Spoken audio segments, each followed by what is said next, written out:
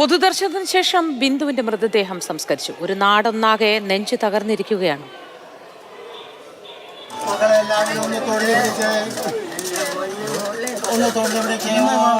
സാന്താകാരം ജഗജയനം പത്മനാഭം സുരേശം വിശ്വാധാരം ഗഗനസദൃശ്യം മേഘവർണം ശുഭാംഗം ലക്ഷ്മീകാന്തം കമലനയനം ഗോപിതൃജ്ഞാനഗമ്യം വന്ദേ വിഷ്ണുഭവഭയങ്കരം ദൈവമേ സച്ചിദാനന്ദ ദൈവമേ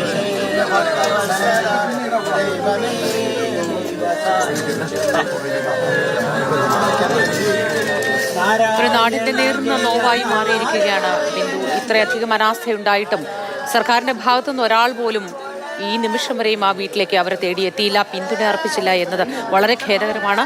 നാടൊട്ടുക്ക് ഈ ഒരൊറ്റ കാരണത്താൽ തന്നെ പ്രതിഷേധം കൂടുതൽ ശക്തമായിക്കൊണ്ടും ഇരിക്കുന്നുണ്ട്. വിവിധ സംഘടനകളുടെ നേതൃത്വത്തിൽ, പ്രതിപക്ഷ പാർട്ടികളുടെ നേതൃത്വത്തിൽ പല സ്ഥലത്തും ഇത്തരത്തിൽ പ്രതിഷേധം നടക്കുന്നുണ്ട്. ശ്യാം പ്രസാദ് ഉത്തമൻ വിവരങ്ങളുമായി ചേർന്നു. ശ്യാം, ഈ നിമിഷമെങ്കിലും, നമ്മൾ ഈ സംസാരിക്കുന്ന ഈ നിമിഷമെങ്കിലും ഒരാളെങ്കിലും സർക്കാരിനെ പ്രതിനിധീകരിച്ച് അങ്ങോട്ടേക്ക് എത്തിയിട്ടുണ്ടോ?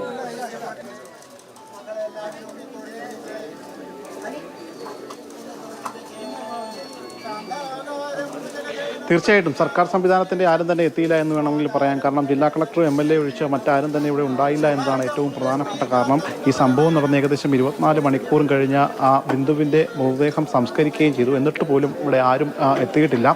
മന്ത്രി VN വാസവൻ ഇന്നലെ ഇട്ട പോസ്റ്റിൽ പോലും സർക്കാരും അതോടൊപ്പം തന്നെ ഞാനും ഈ കുടുംബത്തിനൊപ്പം എന്ന് ആശ്വാസ വാക്കുകൾ പകർന്നുകൊണ്ട് പോസ്റ്റ് ഇട്ടു. പക്ഷേ ആ വാക്കുകൾ പോസ്റ്റിൽ മാത്രം ഒതുങ്ങുന്ന ഒരു കാഴ്ചയാണ് നമുക്ക് കാണാൻ കഴിഞ്ഞത്. ഇങ്ങോട്ടേക്ക് ഈ പറയുന്ന ഇവിടുത്തെ നാട്ടുകാരും ബന്ധുക്കളും മറ്റ് പൊതുപ്രവർത്തകരും അല്ലാതെ പ്രതിപക്ഷത്തെ നേതാക്കൾ എല്ലാവരും ഇങ്ങോട്ടേക്ക് എത്തി. ഇവിടെ എത്തി ബിന്ദുവിനെയും കുടുംബത്തെയും ചേർത്ത് നിർത്തി.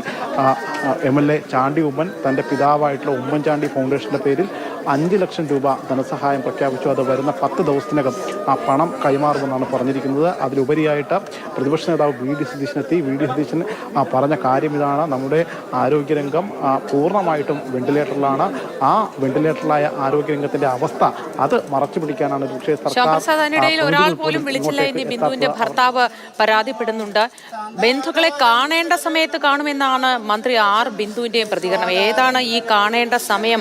ആ സമയം ഇനിയും ആയിട്ടില്ലേ? രാഹുകാലം നോക്കിയാണോ ഇനിയും കാണേണ്ടത്? എന്തുകൊണ്ടാണ് ഇത്തരത്തിൽ പ്രതികരിക്കുന്നത് ഈ മന്ത്രിമാർ അല്ലെങ്കിൽ മന്ത്രിസഭയിലെ അംഗങ്ങൾ, ഈ ഭരണകൂടത്തിന്റെ ഭാഗമായവർ? ആരോഗ്യമന്ത്രിയും തിരുവനന്തപുരത്താണല്ലോ.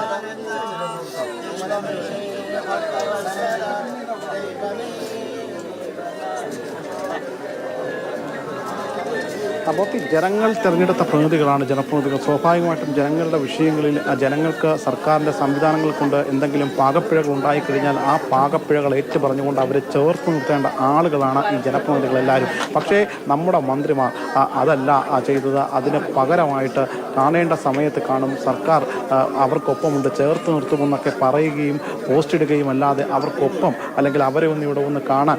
ഇന്ന് രാവിലെയും ഈ മരിച്ച ബിന്ദുവിൻ്റെ ഭർത്താവ് വിശ്രുതൻ പറഞ്ഞത് മുഖ്യമന്ത്രി ഉൾപ്പെടെയുള്ളവർ ഇന്നലെ അവിടെ എത്തി എന്നറിഞ്ഞു. പക്ഷേ തങ്ങളെ കാണാനൊന്നും തന്നെ കൂട്ടാക്കിയില്ല. മറ്റ് മന്ത്രിമാർ, ജില്ലയുടെ മന്ത്രിയാണ് VN വാസവൻ, ഇന്നലെ ആ ജില്ലയിലുണ്ടായിരുന്നു. ഇന്ന് രാവിലെയോടുകൂടിയാണ് അദ്ദേഹം തിരുവനന്തപുരത്തേക്ക് പോയത്. അവിടെ നിന്ന് ഏകദേശം ഒരു അരമണിക്കൂറിലധികം സഞ്ചരിച്ചാൽ എത്താവുന്ന ദൂരം മാത്രമേ ഈ വീട്ടിലേക്കുള്ളൂ. പക്ഷേ അദ്ദേഹത്തിന് ഇവിടെ വേണമെങ്കിൽ എത്തി ആ കുടുംബത്തെ കണ്ട് സമാശ്വസിപ്പിച്ച് ഈ പറയുന്ന തിരുവനന്തപുരത്തേക്ക് തിരിക്കാമായിരുന്നു. ഒരു അപകടഘട്ടത്തിൽ മാറ്റിവെക്കാൻ പറ്റാവുന്ന തരത്തിലുള്ള പരിപാടികളൊന്നും അല്ലല്ലോ ഉള്ളത്. സ്വാഭാവികമായിട്ടും എല്ലാവരും ലോകമൊന്നടങ്കം ഉറ്റുനോക്കുന്ന ഒരു സംഭവം കൂടിയാണ് ഇങ്ങനെ ഒരു കെടുകാര്യസ്ഥത, അതിനൊടുവിൽ സംഭവിച്ച ദുരന്തം. 12 വർഷം കാത്തിരുന്നിട്ടും ഇതിനൊരു മാറ്റമില്ലാതെ തുടർന്ന ആ ഒരൊറ്റ സംഭവം കൊണ്ട്, അനാസ്ഥ കൊണ്ട് സംഭവിച്ച മരണമാണ്. അതിന് ഉത്തരവാദി സർക്കാരും അതിൻ്റെ സംവിധാനവും തന്നെയാണ്.